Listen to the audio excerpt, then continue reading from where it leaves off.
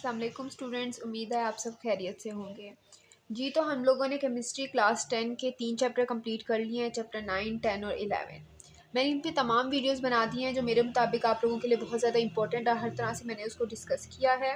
अगर आप लोगों को किसी भी तरह की कोई मुश्किल पेश आती है तो मुझे बताइएगा। अगर आप चाहते हैं कि मैं कोई न्यू वीडियो बनाऊँ जिसमें वो आपको टॉपिक समझाऊँ तो मैं ज़रूर बना दूँगी। मेरे चैनल को ज़्यादा से ज़्यादा सब्सक्राइब करें ताकि मेरी हर वीडियो आपके पास मौजूद हो और ज़्यादा से ज़्यादा बच्चों को मेरी वीडियो से फ़ायदा पहुँचे। आज हम लोगों ने स्टार्ट करना है एक बहुत ज़्यादा इम्पॉर्टेंट, मतलब आपकी बुक का दी मोस्ट इम्पॉर्टेंट और आपकी according to board the most important chapter है कि इस चैप्टर को आप लोगों ने किसी कीमत भी नहीं छोड़ना है। ठीक है, तो हमारा जो चैप्टर है उसका नाम है हाइड्रोकार्बन्स। अब हाइड्रोकार्बन्स क्या होते हैं, इनके बारे में हमने लास्ट चैप्टर में थोड़ा बहुत पढ़ा तो था। ठीक है, हाइड्रोकार्बन्स क्या है, जिसमें हाइड्रोजन और कार्बन का बॉन्ड बनता है। ठीक है, आज हम लोग जस्ट इंट्रोडक्शन लेंगे और मैं इस चैप्टर को बहुत डिटेल में समझाऊंगी ताकि आप लोगों के लिए ज़्यादा से ज़्यादा ईजी हो। कार्बन हाइड्रोजन बॉन्ड की हम बात करें, कार्बन और हाइड्रोजन का बॉन्ड, ठीक है, वो ऑर्गेनिक कंपाउंड्स जिसमें कार्बन और हाइड्रोजन का बॉन्ड बनेगा उनको हम नाम देंगे हाइड्रोकार्बन्स। हाइड्रो मीन्स हाइड्रोजन और कार्बन मीन्स कार्बन से वर्ड निकला। ठीक है, मतलब जिस चीज़ से वो बन रहे हैं उसी में से उसका नाम आ गया। ठीक है, हाइड्रोकार्बन्स। ये जो हाइड्रोकार्बन्स है ना, ये सबसे सिंपलेस्ट ऑर्गेनिक कंपाउंड है, मतलब सबसे सिंपलेस्ट, दी स्मॉलेस्ट और सिंपलेस्ट की बात की जाए ना, जो बिल्कुल भी डिफ़िकल्ट नहीं है। ठीक है, बेसिकली आप कह सकते हो कि ऑर्गेनिक कंपाउंड की जो चेन होती है ना वो इसमें से स्टार्ट हो सकती है। ठीक है, अब इसमें जो चीज़ें आती हैं ना, जिसको हम नेचुरल लाइफ में, मतलब अभी हम बात करेंगे आगे ऐसी चीज़ों के बारे में जो आप लोगों ने बुकों में सिर्फ पढ़ी हैं, लेकिन अभी हम उन हाइड्रोकार्बन्स की बात थोड़ी सी कर लेते हैं जो आपकी जनरल लाइफ में है। ठीक है, उनको हम कहते हैं फॉसिल फ्यूल्स। ठीक है, उन फॉसिल फ्यूल्स जो होते हैं उनमें आ जाता है हमारे पास नेचुरल गैस, पेट्रोलियम। ठीक है, ये सब वो चीज़ें हैं जो कि नेचुरली आपके पास पाई जा रही हैं। ठीक है, और इनमें क्या मौजूद होते हैं, हमारे पास हाइड्रोकार्बन्स मौजूद होते हैं। ठीक है, अब हाइड्रोकार्बन्स की दो टाइप्स हम लोगों ने पिछले चैप्टर्स में पढ़ी थी, मैं आपको थोड़ा सा और डिटेल में अभी पढ़ा देती हूँ। ठीक है, ताकि आप लोगों के लिए इजी हो जाए, क्योंकि आगे चीज़ें थोड़ी सी डिफिकल्ट होने वाली हैं। तो ये जो हमारे पास दो टाइप्स हैं हाइड्रोकार्बन्स की, एक है सैचुरेटेड और एक है अनसैचुरेटेड। ठीक है, सैचुरेटेड और अनसैचुरेटेड का एक डिफरेंस हम पढ़ लेते हैं। ठीक है, सैचुरेटेड क्या है, सैचुरेटेड वो है जिसमें हमारे पास सिंगल बॉन्ड है। ठीक है, जैसे ये कार्बन हाइड्रोजन के दरमियान सिंगल बॉन्ड है। ठीक है, इस तरह के आएंगे तो वो सैचुरेटेड हाइड्रोकार्बन होंगे, लेकिन अगर डबल या ट्रिपल बॉन्ड आ जाए ना तो वो हमारे पास क्या हो जाएंगे, अनसैचुरेटेड।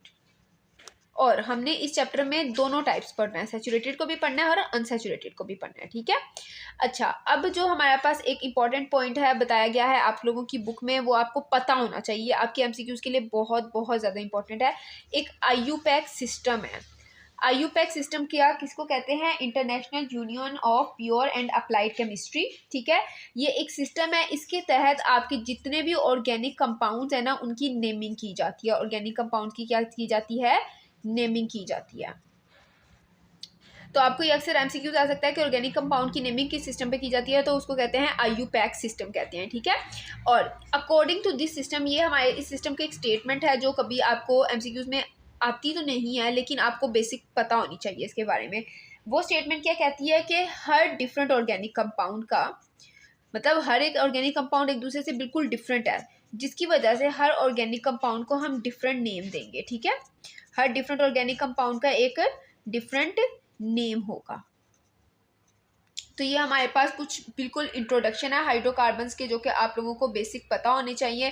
काफ़ी चीज़ें ऐसी हैं जो मैंने पिछले चैप्टर के में आप लोगों को बता दी हुई हैं। एक्चुअली मेरे टॉपिक जो होते हैं ना वो बिल्कुल स्मूथली समरी होती है चैप्टर्स की, मैं आपको डिफिकल्ट चीज़ों की तरफ नहीं लेके जाती हूँ। ठीक है, अब हम स्टार्ट करते हैं इस चैप्टर के बेसिक्स को।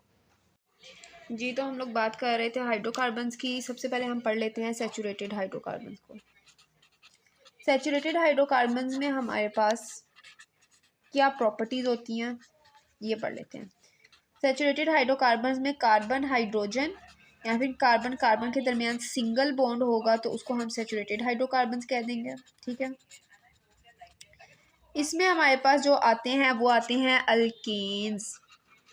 हमारे पास जो सिंगल बॉन्ड कार्बन और हाइड्रोजन, हाइड्रोकार्बन जो होते हैं उनको हम अल्कीन्स कहते हैं, ठीक है।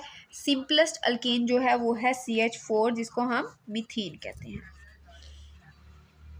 अभी जो अल्कीन्स हैं ये सैचुरेटेड हाइड्रोकार्बन्स हैं, इनका एक फॉर्मूला है जिसको हम कहते हैं CnH2n+2। मतलब कि जितने हमारे पास कार्बन का नंबर होगा, ठीक है, कार्बन का नंबर जो होगा वो हमारे पास हाइड्रोजन के नंबर से क्या होगा, कम होगा। इस फार्मूले के अकॉर्डिंग मैं अब आपको ये CH4 का ही बता देती हूँ। जैसे अगर हमारे पास कार्बन 1 है तो C1, ठीक है। अब यही हमारे पास इस फॉर्मूले में n की जगह आप 1 लगा दो ना, 2 × 1 + 2, ठीक है। तो ये क्या हो गया, 2 × 1 = 2 + 2 = 4। तो CH4 ये हमारे पास क्या आ गया, एक फॉर्मूला आ गया हर एक हाइड्रोकार्बन का, स्पेशली अल्केन का, ठीक है। तो अल्केन का जो फॉर्मूला है वो है CnH2n+2। ये आप लोगों ने याद रखना है, ये बहुत ज़्यादा पूछा जाता है। इसके अकॉर्डिंग हमारे पास क्या होता है कि एक जो कार्बन होती है ना उसके साथ 4 बॉन्ड बनाती है हाइड्रोजन के, ठीक है।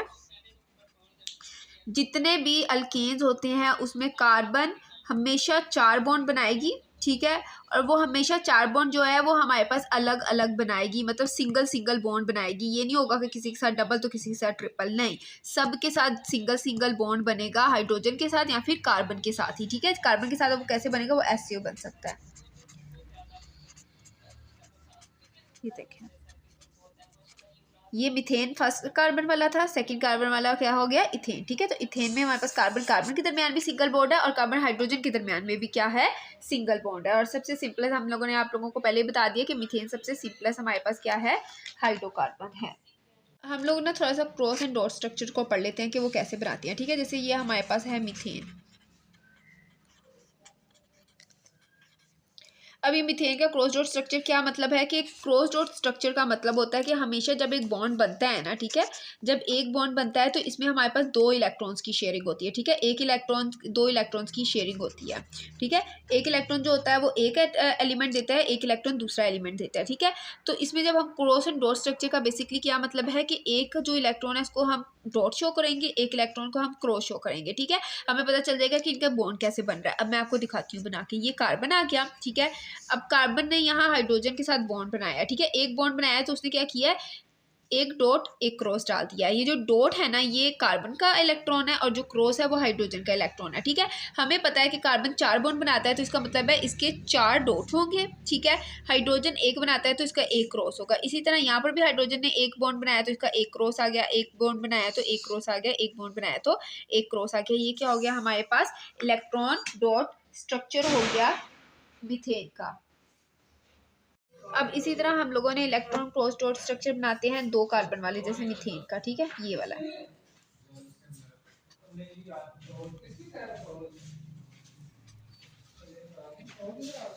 कार्बन और कार्बन के दरमियान कितने हैं, 4, ठीक है। 4 हो गए, ये हम लोगों ने इसके 4 पूरे कर लिए। अब हम लोग इसके आसपास जितने भी हाइड्रोजन है ना उनको पूरा कर लेते हैं। ये हमारे पास क्या आ गए, हाइड्रोजन आ गए। तो बेसिकली जब 2 कार्बन आ जाते हैं तो हमारे पास 6 क्या हो जाते हैं, हाइड्रोजन आ जाते हैं, ठीक है। जितने भी हमने डॉट डाले हैं ये सारे हमें पता चल रहे हैं कार्बन के, और जितने भी हमने क्रॉस डाले हैं ये सारे हमें पता चल रहे हैं कि हाइड्रोजन के। जी, तो अब लास्ट जो हमारा आज का टॉपिक है वो मैं आपको बता दूं कि डिफरेंट तरह के हमारे पास स्ट्रक्चर्स होते हैं जिनको हम नेमिंग करते हैं, ठीक है। अभी जो हमने ये स्ट्रक्चर बनाया है ना जिसको हम ओपन स्ट्रक्चर कहते हैं, ठीक है, इसको हम कहते हैं स्ट्रक्चर और फार्मूला, ठीक है। ये हमने स्ट्रक्चर बनाया है तो इसको हम स्ट्रक्चर और फार्मूला कहेंगे। ये हम लोगों ने डॉट और क्रॉस से शो करवाया तो इसको इलेक्ट्रॉन डॉट क्रॉस स्ट्रक्चर बोलेंगे, ठीक है। एक होता है हमारे पास ये CH4 जिसमें हमने कंडेंस्ड कर दिया तो इसको कंडेंस्ड स्ट्रक्चर फार्मूला कहते हैं। Condensed structure formula, dot and cross structure, और ये हमारे पास आ गया स्ट्रक्चरल फार्मूला जिसमें हमारे पास proper arrangement of atoms show हो रही होती है, ठीक है। तो आज की वीडियो हम यहीं पर एंड करते हैं। हम लोगों ने ऑर्गेनिक कंपाउंड की बिल्कुल बेसिक्स पढ़ ली है। आप लोग कोशिश करें कि इसको ज़्यादा से ज़्यादा अच्छे से समझे, फिर हम नेक्स्ट स्टार्ट कर लेंगे अपना न्यू टॉपिक। आज के लिए अल्लाह हाफिज़।